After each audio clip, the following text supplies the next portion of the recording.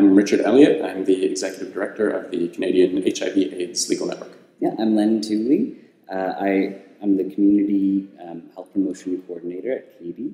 My name is Trevor Stratton. I am the coordinator for the International Indigenous Working Group on HIV and AIDS, which is hosted here in Canada by the Canadian Aboriginal AIDS Network. So my name is Christian Hoy. I'm a HIV positive person, Asian gay man. I belong to the Global Network for People Living with HIV in North America, as well as affiliated with CTAC and ICASO. So my name is Kwaku Adamako. I'm the manager of the African Black Diaspora Global Network on HIV and AIDS, which is ABDGN. My name is Jean McDonald, and I'm the Executive Director at Maggie's, Toronto Sex Workers Action Project. I'm Nikki Stein. I'm the Executive Director of the Teresa Group. I'm Aidan Scheim. I'm doing my PhD at Western University in London. I think that there are the officially recognized capital K key populations, which I think is a useful framework, but I think of it more broadly. I mean, when I think about key populations, I think of populations that are particularly vulnerable to HIV and that have greater challenges accessing treatment and support because they're marginalized, criminalized, and stigmatized. And so I think that includes, in Canada particularly, African, Caribbean, and Black people, Indigenous people, men who have sex with men, sex workers, prisoners, and trans people. But I think that those groupings sometimes hinder us from seeing the interconnections and the fact that people who belong to more than one of those groups are usually the people who are most vulnerable or most marginalized or unaddressed within our response to HIV. One of the key issues for sex workers in Canada, especially at this time, is the fact that for the first time in Canadian history, prostitution, sex work, will be in fact criminalized. In the past, a lot of things around sex work were criminalized, but the actual purchase of sexual services will now be criminalized. When sex work is criminalized, this really creates a lot of barriers for sex workers in terms of accessing HIV services, treatment, etc. Well, one of the things that came out of the conference was the challenge in naming key populations. So for instance, one of the goals that was set was this 90-90-90 goal. Right? So 90 people who are HIV positive know their status, or 90%. 90% of people are on treatment and 90% of people are undetectable. One of the questions that came up was who are the 10% of each of those categories that are left behind? And sometimes when we mention key populations, we can sort of minimize people's experiences into these identity boxes that don't necessarily fit their whole lived experience.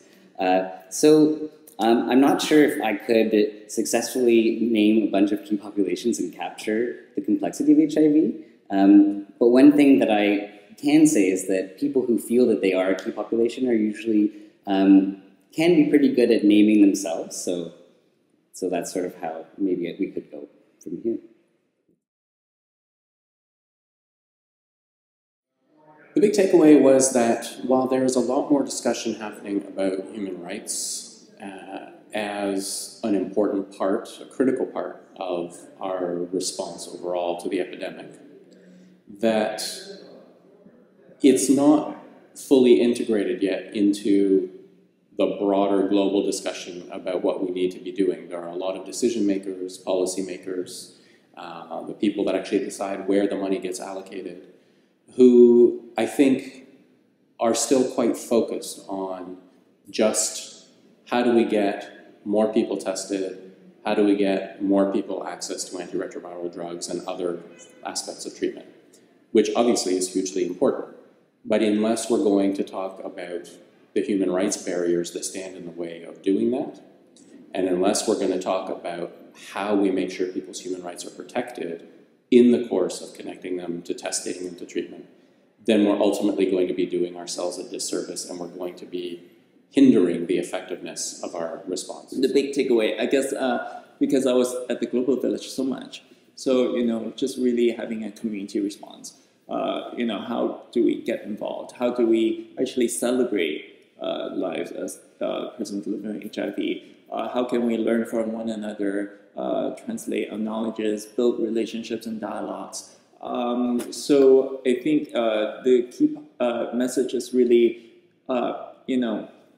translating those policies into reality that works for us. And it's not just, policymakers, deciding how funds are being distributed, but really engaging community people and from the ground up in addressing HIV. So I'm sure people have talked about the flight disaster that occurred prior to the conference, and that really had a somber effect, I think, on the conference. But as a result of that, there was a lot more community mobilization that seemed to be happening. The first day of the conference, I was observing people who, at that time when they didn't really know who was on the plane, you would see these reunions happening in the hallways, people bursting into tears saying, like, thank God I didn't know if you were on that plane, because they knew they were coming from that route. And so I think when you start an international conference where people are already vulnerable and attuned to just like what really matters, these human connections and partnerships and relationships, it really set the tone for the rest of the conference. I think there's a lot of really exciting progress and energy around biomedical prevention, particularly around PrEP, thinking about men who have sex with men and trans women in particular. And I think that's also tempered by recognition that all of the social conditions that are necessary partners to biomedical interventions are not where we need them to be. And so I think there's a disconnect somewhat, but I think that there's growing realization of that disconnect and sort of energy to address it. The more we hear, where we have sessions in the more scientific part of the conference that actually are given by people who are living with HIV and who are directly affected, the more meaningful it is. So we can marry the research and the lived experience. A lot of the activities of these key populations are already criminalized. So the key populations are in a sense, marginalized in society already. And I think that it is a harm reduction approach that is the cure. That's the cure to HIV and AIDS, is harm reduction. These key populations are used to being chased around, used to being criminalized and trying to thrive in the shadows. And we need to bring them out into the open and have them be part of the circle. And that's the only way we can do it, is to address these reservoirs where HIV is hiding in Mother Earth's body, which is the key populations.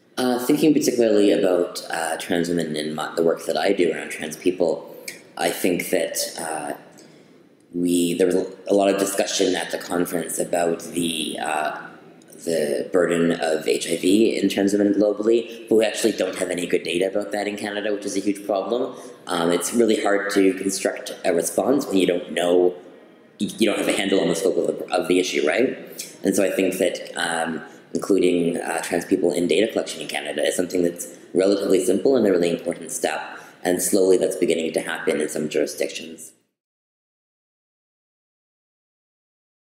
We should get our political leaders to actually commit to sound public health policy when it comes to HIV that is based on evidence and that is based on human rights. And both of those are in really short supply in Canada.